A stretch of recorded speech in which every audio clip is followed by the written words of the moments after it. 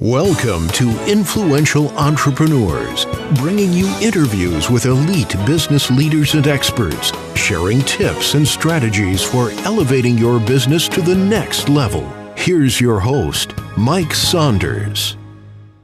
Well, hello and welcome to this episode of our program. This is Mike Saunders with Marketing Huddle, and today we're privileged to have with us Cory Tholl, who is the CEO of Klymit. Welcome to the program, Cory. Thanks, Mike. It's a pleasure being here. Hey, so just as a matter of reference, we are talking today because you are one of the 2016 recipients of the Inc. 5000 award and designation. So we want to focus on that today and relate it back to what you see some things that you have led your company in doing to achieve that designation and that award. But get us started with a little bit about the background of the company, what your focus is, and then we can move into maybe some of the competitive advantage and best practices that you guys have implemented. Sure. My pleasure. So here at Klymit, we make great outdoor gear for those who are camping in the woods and whatnot. So we originally launched a product line of apparel that was designed to give the user the ability to inflate or deflate their jacket according to what the weather was doing. So this was 2009 when we launched that product. I was working for the company to develop the product, and we actually developed a really unique ability to design with inflation. And we had a challenge of getting that product actually distributed, but through that whole evolution of the company, we came up with other ideas of how to use inflation to improve the overall experience when people are out camping. And we came up with the idea for a lightweight camping pad. This was back in 2010, about when we were really trying to get distribution established with our apparel, and it was struggling. And so when we came up with the idea for the gear, we started taking it to the trade shows that we were going to, and we started to get a lot of really interested parties and people buying the gear over our apparel, which was pretty unique for us. So through the ebbs and curves of the company, I was eventually asked to step in and run it in 2011. At that point, we completely pivoted away from apparel and started only doing the gear.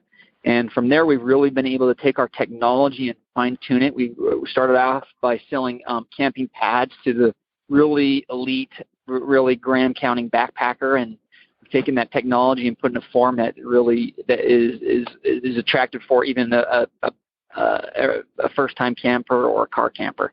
And that's where we've seen all of our growth come from is in the camping pad market for a lot of mass customers. So it's been kind of a story about evolve or die, as many startup companies are, but for sure, and that's part of our story for sure. And how old is your company? So first product hit shelves in 2009. So we've been around for about 7 years. Our camping pad line, though, is about, we've had it on the shelves for about 5-6 years now. So young company in the sense of nice growth, and young in this sense too, because as you were talking, I wrote down one word and one phrase, and one word was pivot, and you already used it, so we'll touch on that. But also I wrote down that you listened to your market. So I think that too many times businesses can get into their myopic approach of, look at our cool thing, let's go sell it to people and try to fit a square peg in a round hole. And you did the opposite. You were nimble enough to listen and notice that, hey, people were buying this or commenting on this, and it was more of the accessories rather than the apparel. And now all of a sudden, man, we pivoted slightly, not even a lot, because you didn't go from one industry to another. You just put a little bit more focus on the accessories, and now that's where you're laser focused. Yeah, that's absolutely right. And that was a hard thing to do because we thought we knew who we were. Yep. We thought we had our identity as an apparel company, and we really tried hard at that. But it was a pivot in terms of product category that we were doing, but it was also fundamentally a pivot in the way that we approached the business. I would say one of the challenges that we originally stepped into was that we valued the brand maybe a little bit more than we valued sales, which was a complete mistake. We were really thinking now we've got some funding coming in. We don't have revenue, but we're a legit company, and we really didn't value what the importance of sales. Although that sounds silly, but that was an important part of our pivot as well. So it was also product development, but also just how we approach sales and how we thought about our sales and how we service our customers. Well, that's a really interesting point. And just this week, I was listening to a speaker, a podcast speaker, and they were talking about, their rags to riches story, and they are now, making millions of dollars selling their whatever product, right? And they made an interesting comment, and they said, now my assistant comes in, and, I ask, how much, I don't even know how much we did in sales because I don't even care because I just want to give value and serve my customers. And I think that sounds wonderful and sounds like ear candy, but there's a point where you can never do that. And then there's a point where moving past that is like, okay, that's okay. Because to your point, you got to make sure you have enough to, A, keep the lights on, B, make progress, R&D kind of progress and move to the industry. And then at some point, then you can focus on that CSR giving back kind of a mentality. But I don't think you ever can lose the point of sales keeps the lights on, and we're not talking about gouging people's sales. We're just talking about we got to keep that finger to the pulse of selling our products so we can keep forging ahead. So what are your thoughts on that mentality? I completely agree with it. I think there's a lot of good that can be done in the world, and there's a lot of good that needs to be done in the world, but you can't do much good unless you're on a pretty good, solid foundation yourself. So there's a lot of great ambitious people out there that want to, go out in there and help all sorts of people and create jobs and all these things. But really, if you're not fundamentally rooted and secure on your fiscal responsibility to your bottom line, you just don't have the ability or the power to do any of that. And so, we were put in a really tough position when we had to pivot. Financially, we had to dig ourselves out of a hole, but we were able to learn some pretty important become disciplined in that. Every decision that you make it's got to help your bottom line, or else you eventually won't be there to do what you love to do. Yeah. Have you ever heard of Milton Friedman? Milton Friedman? No, I haven't. I teach marketing strategy for 3 universities, and I keep soundbite snippets, content at the ready for when I am, teaching or putting things in the discussion forum. And this is a really popular piece that really relates to what you said. Well, this is from back in the 70s, and he is known for saying the social responsibility of business is to increase its profits. And you kind of lob that out to students and go with it and see what you think. And people are like, yes, we agree. No, we don't. And what I end up bringing it back around to is exactly what you just said, which is, if a business isn't turning a profit, you are doing a disservice to a lot of people because your employees now don't have a job. So now you've lost jobs. Your community that those employees are, they take their paycheck and they reinvest it back into many things, local community and all of that. It just has this ripple effect. So I think that the mentality is, gouging or obscene profits. Now we're talking about, now that's the problem. But a business that has to turn a profit so that they can just be sustainable and just be there so that they can impact the community, impact their employees. So where were kind of your struggles with that thought process as you guys were making decision to pivot and focus, right? Yeah, I think a lot of it originally is there was a lot of discussion about this brand of Klymit, this Klymit brand that was really still in ideation phase that some people wanted to protect, right? Mm-hmm. We don't want to sell to so and so or in this channel because we don't want our brand associated with that channel. Mm-hmm. We're higher than that, and because we had received some funding from some venture capital, right? And so kind of assuming or mistakenly assuming that you're there because you received some funding was pretty silly mistake on our behalf. But we eventually overcame that and realized that just guerrilla marketing, guerrilla sales, getting out there and knocking on any and every door, getting our product out there. We still to this day don't do a lot of advertising or marketing. It really is all by word of mouth. And we don't. We, as long as our customers, our dealers that we sell to can compete fairly in the marketplace, we sell to everyone. And it's all about getting your product in front of the people and not having this holier than thou perspective was a pretty important shift for us, I think. Yeah, sure. That's a super point. What do you think that some businesses make as a mistake when they look to a potential pivot? Because I know you came through it, but what are some of the downsides that other companies maybe you've heard of that have made mistakes? But what are some things like pitfalls to avoid when you're thinking about which way to pivot? Well, for us, it was important, as you already alluded to, is staying in the similar space that we knew. I mean, we had learned a lot about the outdoor space by being in trying to get the apparel distributed. So had we pivoted completely and gone to a different sector, it would have been a lot harder. Now, if we would have had a great idea for that, perhaps, of course, you could pivot as far away from where you're at. But if you can pivot more closely home to where you've established, a name or a brand, if you have one, or your technology. So we were lucky enough to find and use our technology in the same industry and the same technology. I think when people maybe pivot, perhaps they get a little bit too afraid, and they pivot too far from what they already know, and they try to become maybe experts in what they're not. And that's really the key, right? Is pivoting in a place that you really can contribute, and you can make a better product for a better price. Yeah, and make sure that you don't have shiny object syndrome and just go squirrel. Let me go over here and try this, and then you didn't even give it enough time to see if it would work and things like that. Let's shift over to your product itself, because one thing that I want to make sure that I'm clear on is there a correlation between insulation and inflation? So am I correct in thinking that part of the core kind of draw of your product is it inflates, but in doing so, it helps to insulate with keep your heat in? Yeah, absolutely. That's at the core of our technology. So insulation, when you think of down or synthetic fibers, a lot of that insulation that they're getting, of course, is they're capturing air in the down or in the synthetic fibers. So the more air you can capture, the better off you are in insulation. A lot of people don't understand that. They think, well, the down is keeping me warm. Well, no, the down is actually collecting the air, and it's limiting the movement.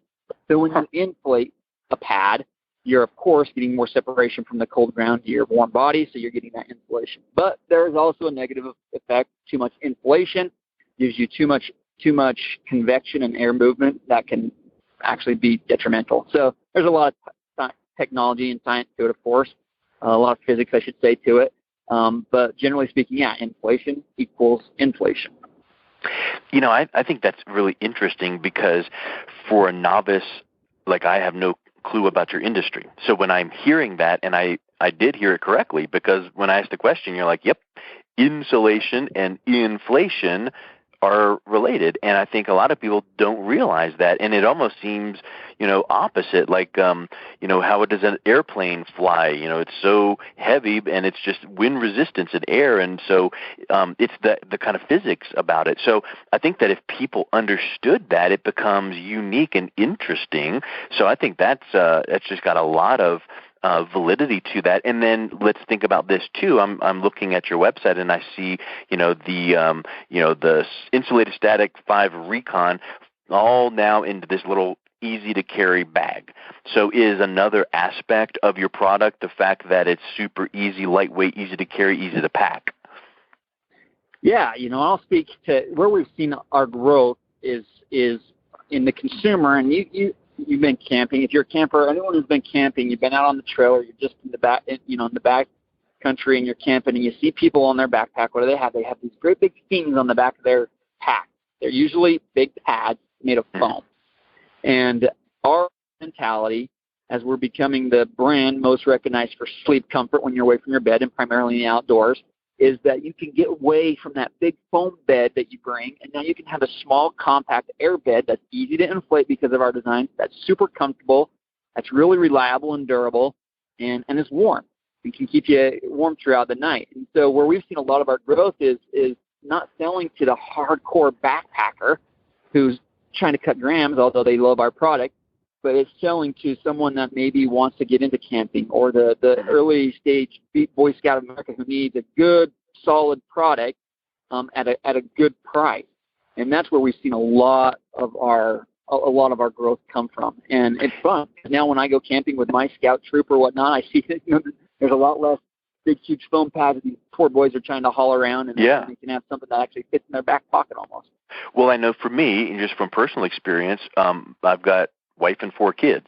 And when we go camping, we've got the mega big old tent because we need it. And then we enjoy not sleeping on the ground, so we have those little cots. Well, that's a big lug to set up and all the bars. And then you can probably only envision, 6 cots try and, fit here in 2.5 millimeters of space in between, and you're stumbling around.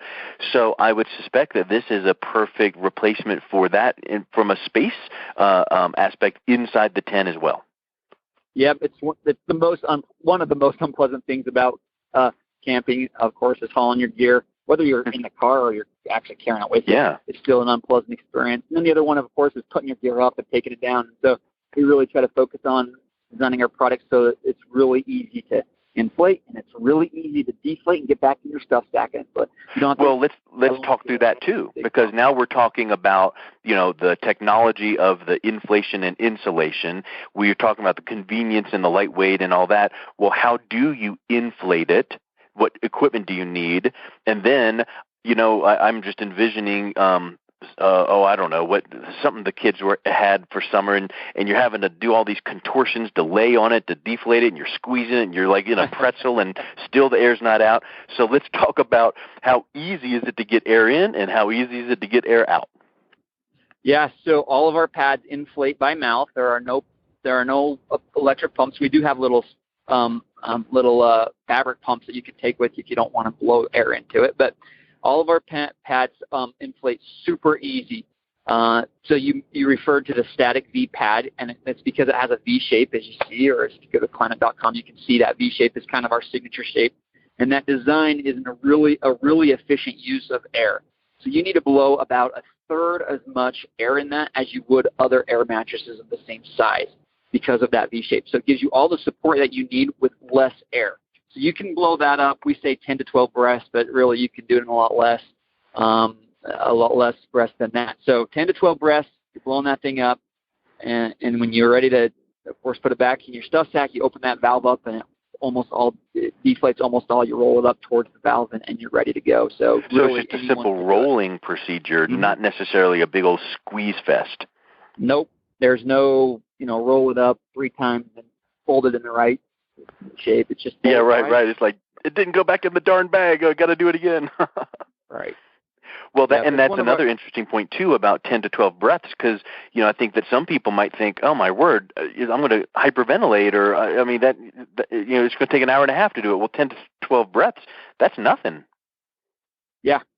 It really isn't. And when you show and demo someone, they're pretty amazed, because everyone thinks of those, those pool float toys that take you forever to blow up because you got that small little valve and all that air that's going into it. Everyone kind of envisions that, but we're really having success in changing that the perception in the mind of a lot of people when they think of air mat. It's easy to use, it's comfortable, and it's reliable. That's awesome. Well, let's wrap up with thank you very much for your time, of course, and congratulations on Inc. 5000, because for people that don't realize it, not everyone can just fill out a form and go, hook me up with the Inc. 5000. It's a multi-layer approval and vetting process and verifying, so you're the real deal when you're on the Inc. 5000, so congratulations for that. But more importantly, or as important, what is the best way that people can learn more about your product? Where can they buy it and try it out for themselves? Yeah, you can find us all around online. You can find us in a lot of shops, probably across the country. But if you just go to Klymit.com, and that's KLYMIT.com, you'll be able to see all of our product offering and learn a little bit more about the company and the technology and why we do what we do. Awesome. Well, I love what I hear, and again, congratulations. Thank you for taking time out of your day for a nice brief chat. Thanks, Mike. It's been a pleasure. You've been listening to Influential Entrepreneurs with Mike Saunders. To learn more about the resources mentioned on today's show or listen to past episodes, visit www.influentialentrepreneursradio.com.